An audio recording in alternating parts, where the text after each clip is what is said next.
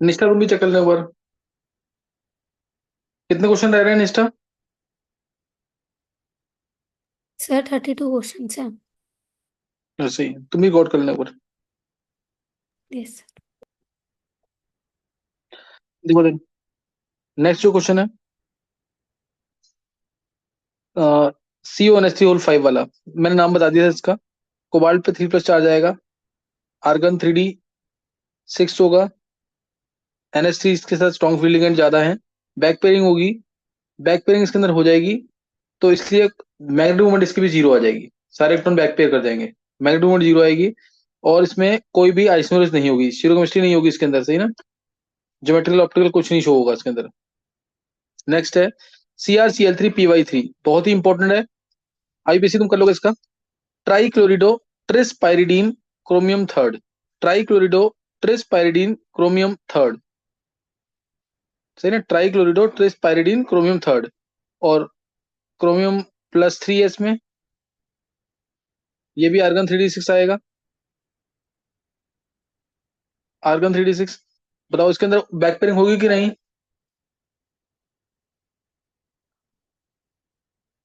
PY weak field ligand है इसमें, CL भी वीक फील्ड लिगेंड है, तो इसलिए क्रोमियम 3+ के साथ अमोनिया वीक फील्ड लिगेंड का ही काम करता है। वैसे भी इसके अंदर 3 अनपेड इलेक्ट्रॉन है, 3 अनपेड इलेक्ट्रॉन, तो T2G3 आएगा, कभी बैक पेयरिंग नहीं होती इसके अंदर, तो √15 आ जाएगा BM इसका आंसर, √15 BM। और सीरो केमिस्ट्री इसकी ज्योमेट्रिकल होगी इसके अंदर फेशियल और मेरिडाइनल वाली। Ma3B3 टाइप में क्या होती है? फेशियल और मेरिडाइनल। Cl Cl Cl तीनों एक ही फेस पे है, तीनों Cl, तो फेशियल। और फिर PY जो है अलग है, तो मेरिडाइनल हो जाएगा। ये है फेशियल वाला, शॉर्ट फॉर्म में FAC करके शो करेंगे इसको। और ये आ जाएगा नेक्स्ट Cl, एक भी Cl अलग कर दिया, PY, तो ये मेरिडाइनल होगा। दो Cl एक साथ थे, एक अलग कर दिया, तो ये मेरिडाइनल, ये ज्योमेट्रिकल होगी इसके अंदर। फिर CsFeCl4, आयरन पे +3 चार्ज है, वीक फील्ड लिगेंड है, कोई बैक पेयरिंग नहीं होगी, सही ना? और इसका नाम caesium tetrachlorido ferrate third, caesium tetrachlorido ferrate third. Argon 3D6 आएगा, कोई बैक पेयरिंग नहीं होगी, 4 अनपेड आएंगे, √4 इंटू 4+2 यानी √24 BM आ जाएगा आंसर इसका, √24 BM, ये आंसर आ जाएगा इसका। और इसके अंदर कोई कोई भी स्टीरियो केमिस्ट्री नहीं होगी इसकी, कोई स्टीरियो केमिस्ट्री नहीं होगी। लास्ट है K4MnCN6, तो Mn पे चार्ज आएगा 2+, Mn 2+ है, आर्गन 3D5 होगा, बैक पेयरिंग हो जाएगी इसके अंदर, क्योंकि CN स्ट्रॉन्ग फील्ड लिगेंड है। बैक पेयरिंग करेगा तो एक ही अनपेड बचेगा, √3 BM आ जाएगा आंसर। और कोई स्टीरियो केमिस्ट्री नहीं होगी, सिस ट्रांस वगैरह नहीं होगा, ना ही ज्योमेट्रिकल ना ही ऑप्टिकल। तो ये कर लेना तुम लोग, सही ना? IBC मैंने पहले भी करा रखा है, एक बार निश्चित आंसर दिखा दो, आगे देखते हैं फिर।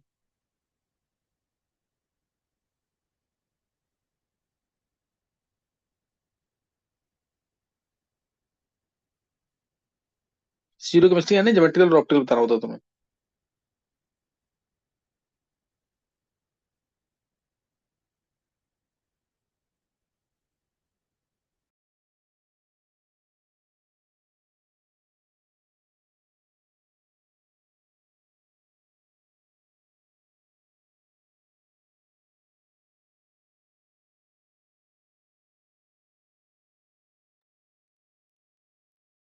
एक देखो,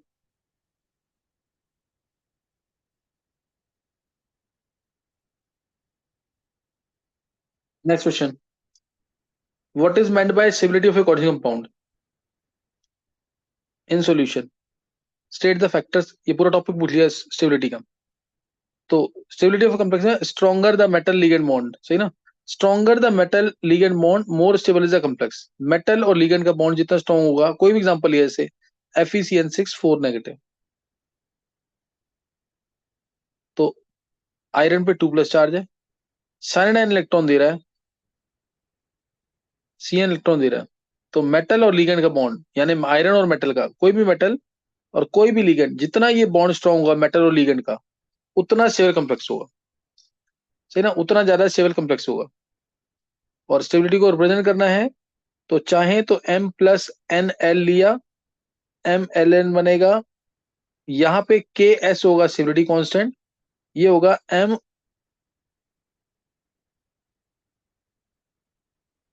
एल एन अपॉन में m into L raise to N, ये के एस स्टेबिलिटी कांस्टेंट। और इसके उल्टा रिएक्शन लिख लेंगे तो हो जाएगा अनस्टेबिलिटी कांस्टेंट, एन नीचे आएगा, एक मिनट इसमें, ये एन नीचे आएगा, ये एन नीचे आएगा यहाँ पे ना, जैसे ML3 ML4 इस टाइप से होता है। तो अब फैक्टर्स कौन कौन से हैं जो इफेक्ट करेंगे इसको, देखो जितना ज्यादा यहाँ आयरन पे चार्ज होगा उतनी जल्दी वो लिगेंड से इलेक्ट्रॉन लेगा, और लिगेंड जितना स्ट्रांग होगा उतनी जल्दी इलेक्ट्रॉन देगा, लिगेंड जितना ज्यादा बेसिक होगा उतनी जल्दी इलेक्ट्रॉन देगा। तो इन्हीं को देखते हुए फैक्टर्स जो हैं, पहला फैक्टर है charge on central metal ion, charge on central metal ion जितना ज्यादा होगा, जितना ज्यादा होगा उतना CFSE वैल्यू भी ज्यादा होगी और स्टेबिलिटी ज्यादा होगी, स्टेबिलिटी ज्यादा होगी। तो ये पहला पॉइंट है। सेकंड, सेकंड पॉइंट चार्ज हो गया। अब nature of central metal ion, nature of central metal ion, इसमें दो तरीके हैं, class A acceptors, class B acceptors. Class A acceptors में ग्रुप 1 to 6 वाले सेंट्रल मेटल आयन आते हैं, ग्रुप 1 to 6 वाले सेंट्रल मेटल आयन, जैसे एल्की मेटल, एल्काइल मेटल्स, स्कैंडियम वाला, इस टाइप से। और इनके साथ डोनर एटम्स होने चाहिए, with donor atoms NOF, with donor atom NOF होना चाहिए। और क्लास बी एक्सेप्टर्स में आफ्टर ग्रुप 6, आफ्टर ग्रुप 6, और डोनर एटम्स होंगे फॉस्फोरस, सल्फर, क्लोरीन, यानी इनके higher members. After group 6 with donor atoms phosphorus, sulphur, chlorine, इसके हायर मेंबर्स, तो सिविलिटी ज्यादा कम्प्लेक्स थी। तो दूसरा पॉइंट हो गया। तीसरा point basicity of the ligand, वो मैंने तो बता दिया, जितना बेसिक लिगेंड होगा। थर्ड पॉइंट, जितना बेसिक लिगेंड होगा उतना मेटल लिगेंड बॉन्ड स्ट्रॉन्ग होगा, मेटल लिगेंड बॉन्ड स्ट्रॉन्ग होगा, स्टेबिलिटी ज्यादा, स्टेबिलिटी ज्यादा होगी। फोर्थ पॉइंट, फोर्थ पॉइंट है मैक्रो साइक्लिक इफेक्ट। अगर लिगेंड मल्टी डेंटेट और साइक्लिक है विदाउट एनी स्टीरिक इफेक्ट्स, जैसे एग्जांपल डाइपैरिडीन, ये है डाइपैरिडीन, या फिनेंथ्रोलिन भी होता है। ये लिगेंड को, ये मेटल को इलेक्ट्रॉन दे रहा है, इधर से भी देगा इधर से भी देगा, तो ये मल्टी डेंटेड लिगेंड है, विदाउट, मल्टी डेंटेड है, साइक्लिक है, विदाउट एनी स्टीरिक इफेक्ट्स, तो कॉम्प्लेक्सिटी बढ़ जाती है। ये है मैक्रोसाइक्लिक इफेक्ट। ये पूछ सकते हैं वन वन मार्क में, what is macrocyclic effect? If ligand happens to be multidentate and cyclic without any steric effects, then stability of the complex is enhanced, then stability of the complex is enhanced, this is called as macrocyclic effect. Fifth point, chelate effect, chelate effect बहुत ही important, paper में जरूर आता है इसका question. अगर ligand, ligand जो है, if ligand happens to be such that it forms 5 or 6 membered ring with the central metal atom, then also stability of the complex is enhanced, then also stability of the complex is enhanced। जैसे example लिया मैंने COEN whole thrice 3+, EN होता है bidentate ligand, CH2NH2, CH2NH2, यहां से electron देगा, यहां से भी बाइडेंटेड है, इसमें 5 मेंबर की रिंग बनेगी, ये बन जाएगी इस तरीके से। COEN होल थ्राइस था, EN को शो करने का तरीका डायरेक्ट EN भी लिख सकते हो तुम, नहीं तो CH2NH2, CH2NH2, ये तरीका शो करने का। ऐसे ही ऊपर भी शो कर सकते हो, इधर भी NH2, CH2, CH2NH2, और ऐसे नीचे, नहीं तो इसको सिंपल EN से शो कर सकते हो, या NN लगा दो, वो भी शो कर सकते हैं, दो और भी तरीके शो करने। तो ये मैंने एग्जांपल दे दी इसकी। If ligand is such that it forms 5 or 6 membered ring with the central atom, then also stability of the complex is enhanced. Such ligands are called as chelating ligands, and the corresponding effect is called as chelating effect. And complex as chelating complex. तो ये आना चाहिए पूरा ढंग से, सही ना, ये पूरा आना चाहिए ढंग से। तो ये 5 फैक्टर्स बता दिए मैंने स्टेबिलिटी ऑफ कॉम्प्लेक्सेस में। पहला फैक्टर हमारा nature of central metal ion, दूसरा charge on central metal ion, तीसरा बेसिसिटी ऑफ द लिगेंड, चौथा मैक्रोस्टेटिक इफेक्ट और पांचवा सीलेट इफेक्ट। नेक्स्ट क्वेश्चन कौन निष्ठा?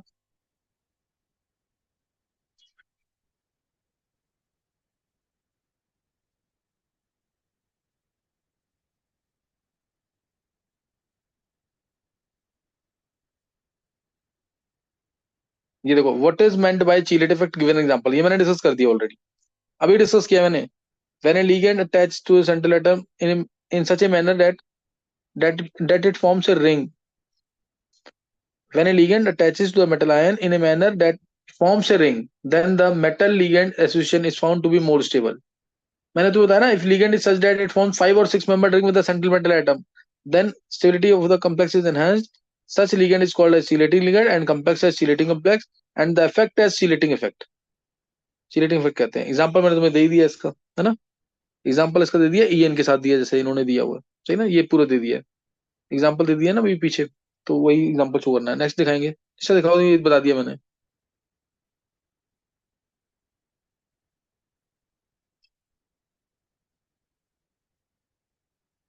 Discuss briefly giving an example in each case the role of coordination complexes in biological system. ये paper में आया हुआ है, मेंस में भी पूछा हुआ है, और एनसीईआरटी का क्वेश्चन है, और बोर्ड में भी आया हुआ है। बायोलॉजिकल सिस्टम के अंदर, बायोलॉजिकल सिस्टम में तुम्हें पता है हीमोग्लोबिन जो होता है, इसके अंदर आयरन प्रेजेंट होता है, हीमोग्लोबिन कॉम्प्लेक्स है और प्रेजेंट क्या है, आयरन इसके अंदर।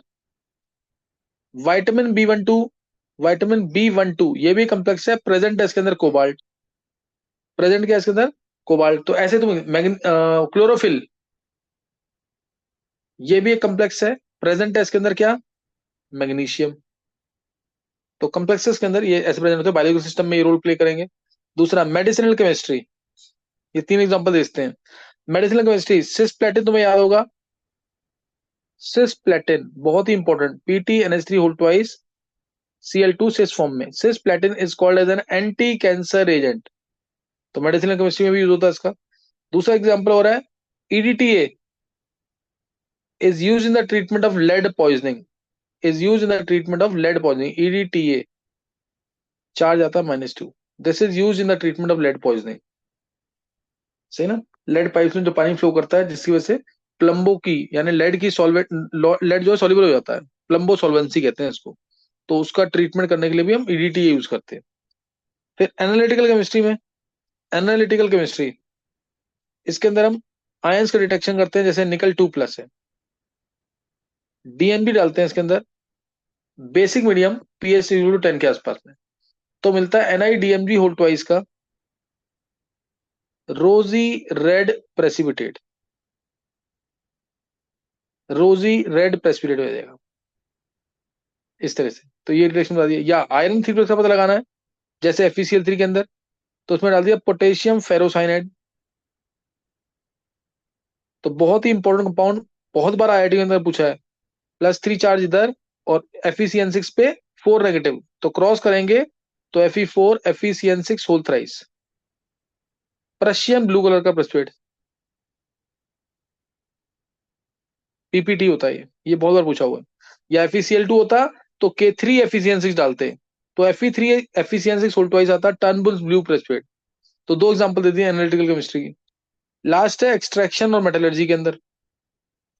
एक्सट्रैक्शन और मेटलर्जी में, जैसे अगर तुम सिल्वर की एक्सट्रैक्शन कर रहे हो तो भी तुम कॉम्प्लेक्स बनाते हो Ag2S से, अर्जेंटाइट ओर से, ये अर्जेंटाइट ओर है, इसमें तुम डालते हो KCN, तो बनता है पहले KAgCN2, कॉम्प्लेक्स बन गया कि नहीं। और उसके बाद Ag को बाहर निकालना है, तो ज्यादा एक्टिव मेटल जिंक डालोगे, जिंक पे चार्ज 2+ होता है, तो मिलेगा K2ZnCN4 +2 Ag। ये सिल्वर की एक्सट्रैक्शन हो गई। गोल्ड की एक्सट्रैक्शन करनी है, सेम तरीका, Au इम्प्योर है, इसमें KCN डालेंगे, ऑक्सीडाइज करने के लिए ऑक्सीजन डालेंगे, O2 डाल दिया, हाइड्रोमेटलर्जी भी कहते हैं इसको, ज्यादा रिएक्टिव मेटल इस वाले स्टेप को, लेस रिएक्टिव मेटल को डिस्प्लेस कर रहा है, तो इसमें भी KAuCN2 बनता है कम्प्लेक्स, पोटेशियम डाइसाइनो ओरेट फर्स्ट, ज्यादा एक्टिव मेटल जिंक डाल देंगे तो K2ZnCN4 बनेगा, और ट्वाइस ऑफ एयू, ये गोल्ड की एक्सट्रैक्शन हो गई। तो गोल्ड और सिल्वर के एक्सट्रैक्शन में भी कम्प्लेक्सेस बनते हैं। तो यही तुम्हें दिखा रखा होगा, मैंने चारों एक्सप्लेन कर दिए हैं, चारों तुम्हें करना है, जो बताया है वो जरूर करना। दिखाना नहीं एक बार, जैसे बायोलॉजिकल सिस्टम में दिखा रखा है उन्होंने, देखो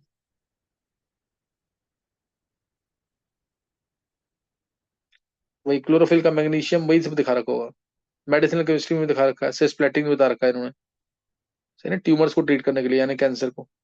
फिर रोल ऑफ कॉर्निशियम एनालिटिकल केमिस्ट्री, आयंस का डिटेक्शन होता है इसके अंदर, वो थ्योरी लिखी हुई है, एक्सप्लेन नहीं किया हुआ। सॉल्ट एनालिसिस में बहुत यूज होता है इसका। फिर मेटलर्जी के अंदर गोल्ड और सिल्वर के एक्सट्रैक्शन बताइए, देखो AuCN2, कोई रिएक्शन नहीं लिखी है, मैंने तुम्हें प्रॉपर रिएक्शन लिख के दिखाई है, तो रिएक्शन जरूर लिखना है इसमें समझा करके। फिर क्वेश्चन नंबर 28 देखो, how many ions are produced from the complex CONH3 whole 6 Cl2 in solution?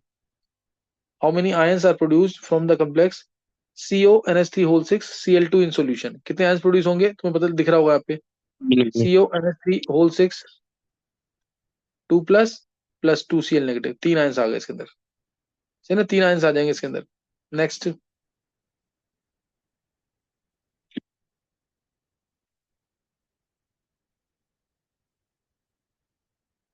among the following ions which one has the highest magnetic moment value? Magnetic moment highest किसकी है? क्रोमियम पे 3+ charge है, argon 3d3 होगा, तीन unpaired electron है, root में 3 × 3 + 2 यानी √15 BM है, वही 3.9 4 BM के आसपास। और Fe पे 2+ चार्ज है, आर्गन 3d6 आएगा, कोई बैक पेयरिंग नहीं होगी, चार अनपेड इलेक्ट्रॉन इसमें, तो √4 × 4 + 2 √24 BM आएगा इसकी मैग्नेटिक। नेक्स्ट दिखाना, ये तो ऑलरेडी निकालना आना चाहिए, चार है तो 4.9 BM, तीन है तो 3.9 BM, डायरेक्ट लगती है मैग्नेटिक मूवमेंट। फिर Zn H2, ये तो Zn पे 2+ चार्ज है, आर्गन 3d10 है, जीरो मैग्नेटिक मूवमेंट, तो बीच वाला आंसर होगा आयरन वाला, सही ना, आयरन वाला यही आंसर होना चाहिए। देखो √24 दिखा रखा है, √15 दिखा रखा है। नेक्स्ट दिखाओ नेक्स्ट,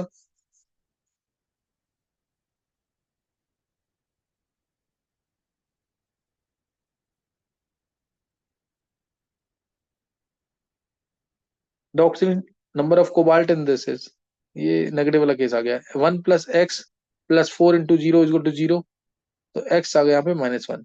तो कई केसेस में मेटल की ट्रांजिशन स्टेट नेगेटिव भी आती है, तो -1 आंसर आ जाएगा। नेक्स्ट,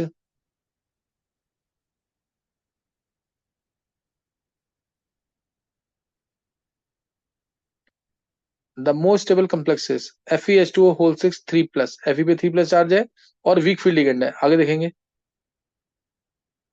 जितना स्ट्रॉन्ग फील्ड लिगेंड होता है उतना लिगेंड के न्यूक्लियस सेंटर एटम को न्यूक्लियस के पास जाने की कोशिश करेगा और बॉन्ड स्ट्रॉन्ग करेगा। Fe पे NH3, इस पे भी Fe+3 है, तो ये तो एमोनिया है इसके अंदर, तो ये ज्यादा स्टेबल होगा ऊपर वाले से, क्योंकि उसमें H2O था। फिर C2O4 3 नेगेटिव, Fe में C2O4 में O नेगेटिव इलेक्ट्रॉन देगा, लेकिन इसके अंदर बहुत इंपॉर्टेंट है, चीलेट रिंग बनेगी, क्योंकि ऑक्सिलेट आयन क्या होता है? बाइडेंटेड लिगेंड, इस तरीके से चीलेट रिंग बनाएगा ये नेगेटिव, 5 मेंबर की रिंग बनेगी, 5 मेंबर की, ऐसे इधर बनाएगा 5 मेंबर की रिंग, ऐसे इधर भी बनाएगा 5 मेंबर की रिंग, तो ये ज्यादा स्टेबल होना चाहिए। है इसमें ऑक्सीजन डोनर, लेकिन चीलेट रिंग बन रही है 5 मेंबर की, इसलिए स्टेबिलिटी बढ़ जाती है। लास्ट वाले में तो हेलोजन वीक फील्ड लिगेंड है, Fe3+ है, वीक फील्ड लिगेंड है, तो वीक हो ये, तो उसमें बॉन्ड वीक बनेगा। तो अगर मैं पूरा ऑर्डर बोलूं तो सबसे ज्यादा स्टेबल होगा FeOX, यानी ऑक्सिलेट आयन होल थ्राइस 3- वाला होगा। उसके बाद होगा FeNH3 वाला होल 6 3+ वाला, सब पे आयरन पे 3+ चार्ज है, आयरन के ऊपर चार्ज 3+ ही आएगा सब पे। फिर आ जाएगा FeH2 वाला 3+, ऑक्सीजन डोनर तो है ही है। फिर हेलोजेंस वाला सबसे weak field ligand FeCl6 3-। Next, ये ऑर्डर बता दिया मैंने पूरा।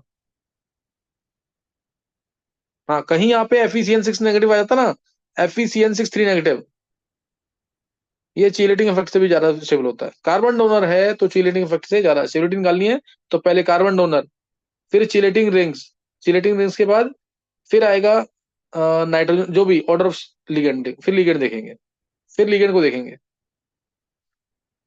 नेक्स्ट,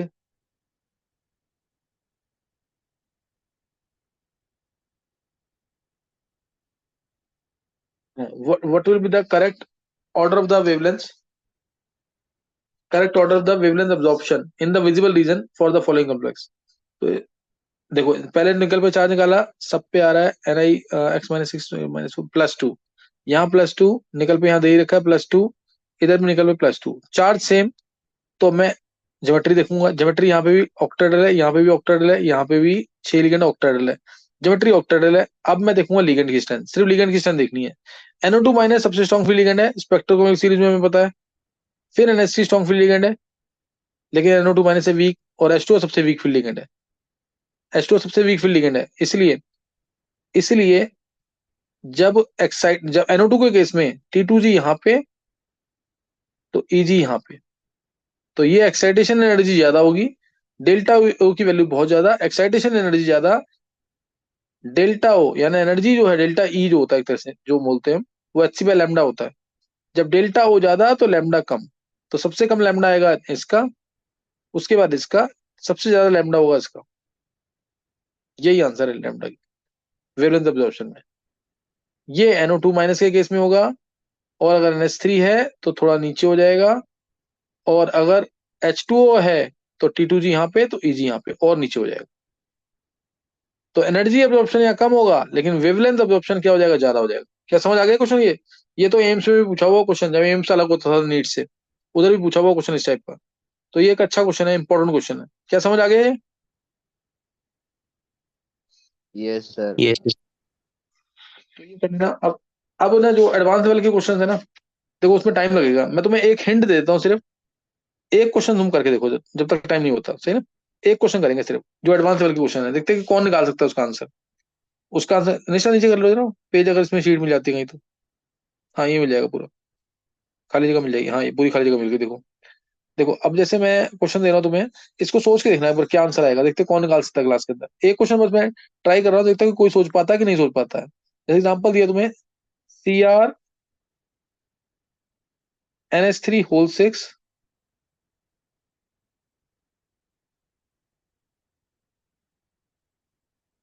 3+, 3+ नहीं, ये तो नहीं, CrNH3 होल 6, और ले लिया,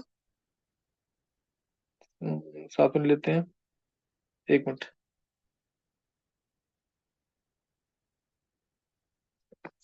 एक मिनट,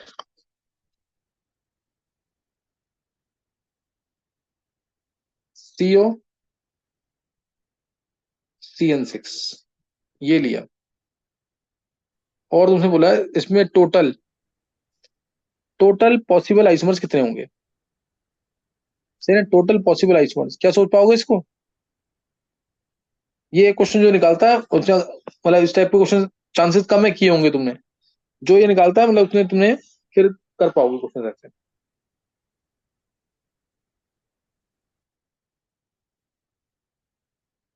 ये प्रथम,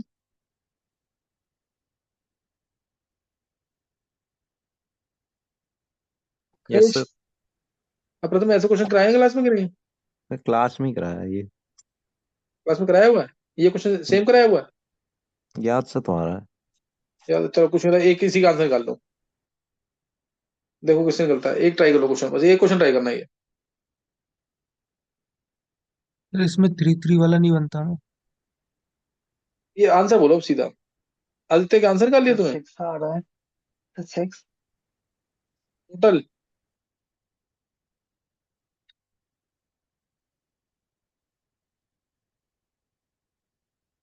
एक बार टाइम लगाओ इसमें, एक दो मिनट लगाओ इसमें, तब निकलेगा आंसर, ऐसे नहीं निकलेगा।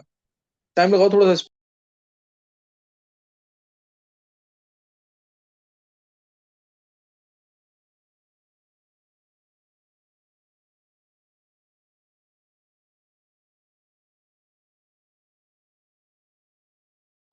बारह सर।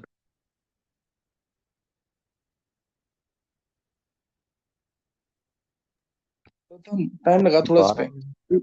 नहीं गलत है आंसर, थोड़ा टाइम लगाओ इसके अंदर। तुम इसमें लिंकेज वगैरह सोच ही नहीं पा रहे, इसका मतलब। लिंकेज मैंने, सोच के 12 दिए थे, CN की अच्छा जगह कुछ NC लगा दिया। हाँ सही, एक बार थोड़ा और सोच इसको। इसमें स्ट्रक्चरल आइसोमर्स बताने हैं तुम्हें, स्ट्रक्चरल आइसोमर्स कितने बनेंगे, टाइम लगेगा 2-3 मिनट, इतना आसान क्वेश्चन नहीं है ये, सोचो से।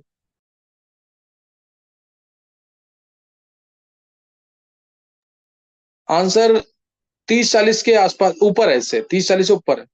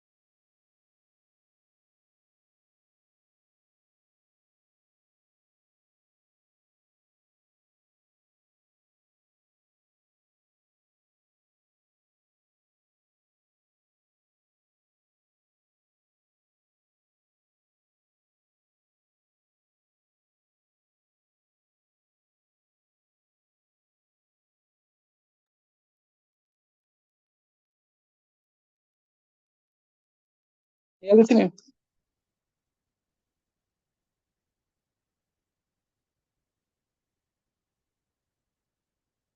निकाला, किसी ने आंसर इसका?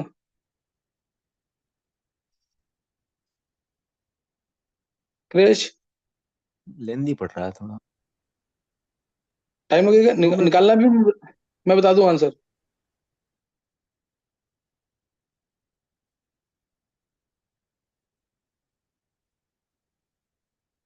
निकालना है इसका आंसर, मैं बता दूं? सर अभी निकाल रहे हैं। निकालो, चलो ट्राई करो।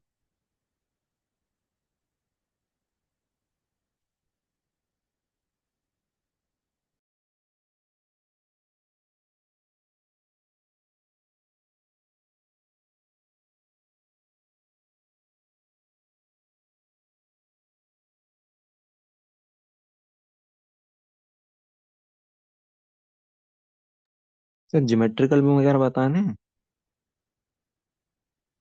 नहीं प्रथम, ज्योमेट्री बताएगा, बहुत लंबा हो जाएगा क्वेश्चन ये। हाँ वही। जीआई नहीं बताने? सिर्फ स्ट्रक्चर बताने हैं Krrish.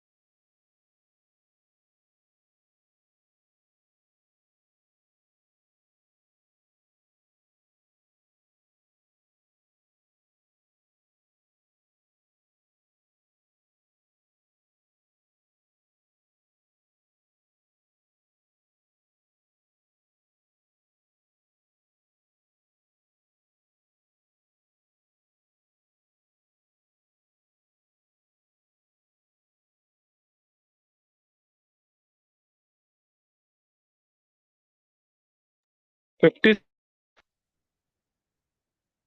Krrish, yes sir. Sir 50, 48। 48 निकाला है, 50 निकाला है, दो आंसर निकाले हैं। और किसी ने निकाला क्या? इस फिफ्टी टाइप के सिक्स। बहुत सारे। 42। 56, 42। चलो 42, 56, 50, 48, ये आंसर आ गए। और कोई?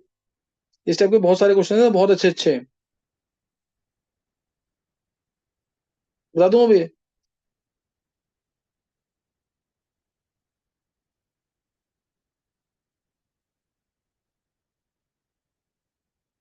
टाइम लगेगा बताने में इसको भी।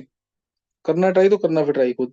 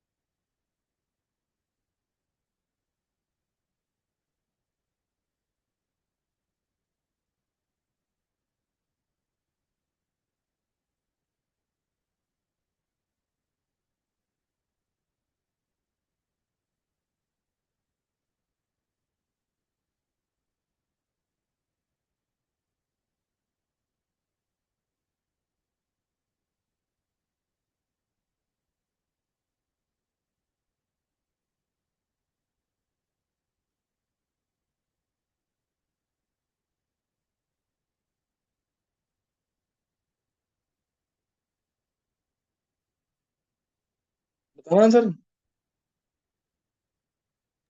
1 मिनट सर।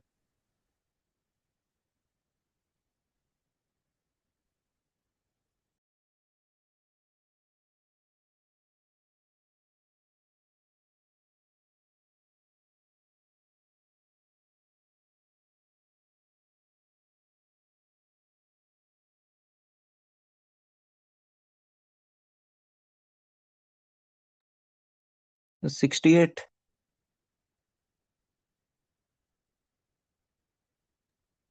68 निकाला है यस सर। प्रथम। Yes sir.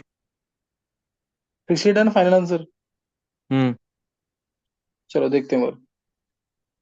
देखो, इसमें तुम्हें पता है कि कोऑर्डिनेशन आइसोमर्स बनने हैं।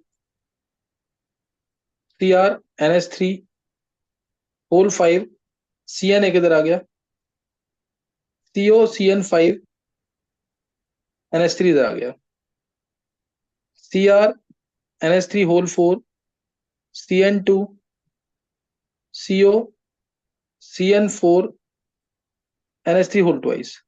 तीन वाला केस लेंगे नहीं, याद है कि वो मिक्सचर होता कंपाउंड, वो मिक्सचर होता कंपाउंड नहीं होता, पता है ना ये? CrNH3 होल ट्वाइस CN4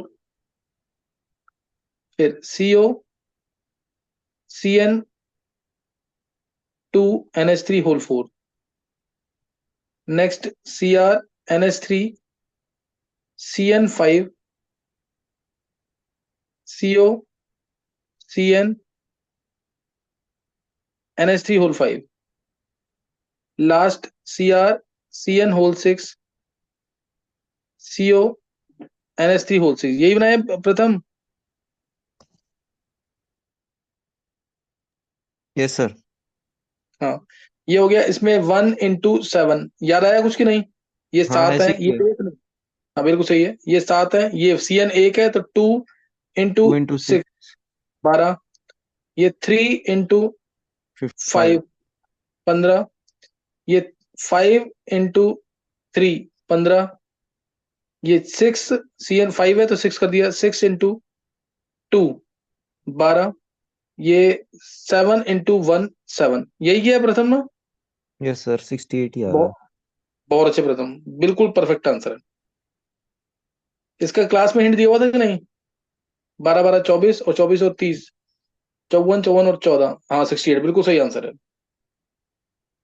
ये क्लास में हिंट दिया हुआ है कि नहीं प्रथम इसका? Yes sir. बहुत अच्छे प्रथम, बिल्कुल सही आंसर है। और इस टाइप के बहुत सारे क्वेश्चन है, एक नहीं है बहुत सारे हैं। तो क्या कहते हैं, एक तो समझ लेना ये बहुत सारे क्वेश्चन है इसमें। इसमें जटिल और ऑप्टिकल इसलिए नहीं पूछ सकते क्योंकि इसमें बहुत ज्यादा आंसर आ जाएगा, फिर इसलिए नहीं पूछा है, अदरवाइज निकल तो वो भी सकता है। चलो नेक्स्ट टाइम करेंगे।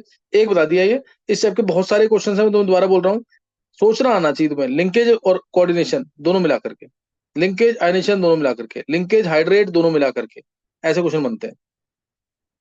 चलो नेक्स्ट टाइम करेंगे आगे। और मंडे को टेस्ट है ना? यस सर, पेपर है। बहुत ढंग से पढ़ के देना, क्योंकि प्रैक्टिकल वर्क के मार्क्स सब इसी के ऊपर डिसाइडेड होंगे अब। इसी ढंग से पढ़ के देना। चारों चैप्टर ऑर्गेनिक के हैं और 2 चैप्टर डीएनएफ और कोऑर्डिनेशन। एनसीईआरटी पूरी करा दी, खत्म हो गया पूरे 12th क्लास के एनसीईआरटी पूरी करा दी है, सब सिलेबस खत्म हो चुका है इसमें अब ना। तो करके ढंग से देना पेपर अब।